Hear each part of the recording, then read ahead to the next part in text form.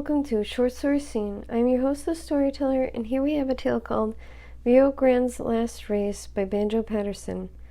Now this was a magnificent told, while waited in the stand the reckless rider overbold, the only man with hands to hold the rushing Rio Grande.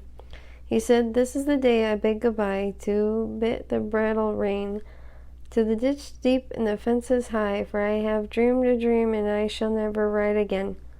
I dreamt last night I rode this race, and that I today must ride. And the cantering down and take my place, I saw full many an old friend's face come stealing to my side. Dead men on horses long since dead, they clustered on the track, and champions of the days long fled. They moved around the noiseless tread, and bay and chestnut, brown and black. And one man on a big gray steed rode up and waved his hand. Said he, 'We help a friend in need, and we have come to give a lead to you, the Rio Grande. For you must give the field the slip and never draw the rein, but keep him moving with the whip, and if you falter, set your lip and rouse him up again.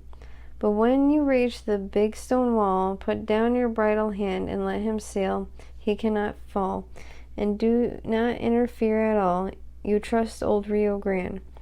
We started, and in front we showed the big horse running free, right fearless in the game he rode, and by my side those dead men rode whom no one could else see. As silent as the flies of birds they rode on either hand.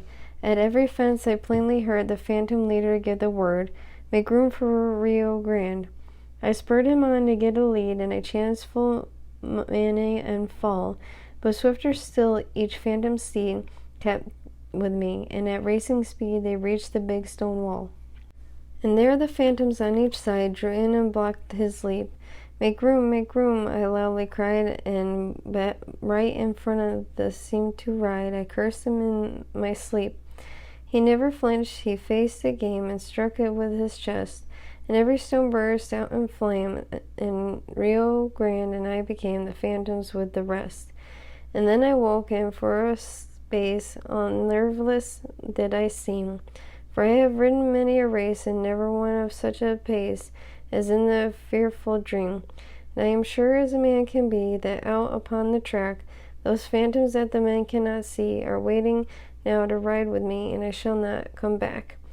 For I must ride the dead man's race, and follow their command. 'Twere worse than death and the foul disgrace I should fear that to take my place today on Rio Grande.'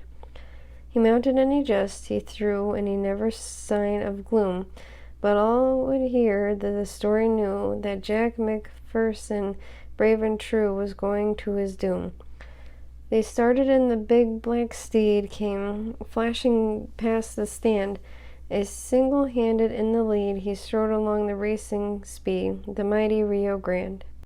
But on his ribs the whalebone stung, and the madness sure it seemed, and soon arose on every tongue that Jack Macpherson rode among the creatures he had dreamed. He looked to the left and he looked to the right, as though the men rode beside, and Rio Grande, whom foam fleeks white, and raced at his jumps in headlong flight, and cleared them in his stride. And when they reached the big stone wall, down went the bridle hand. And loud we heard Macpherson call, 'Make room, or half the field will fall. Make room for Rio Grande.' He's down, the horse and the man lay quiet side by side. No need the pallid face to scan, we knew with Rio Grande he ran, the race the dead man ride."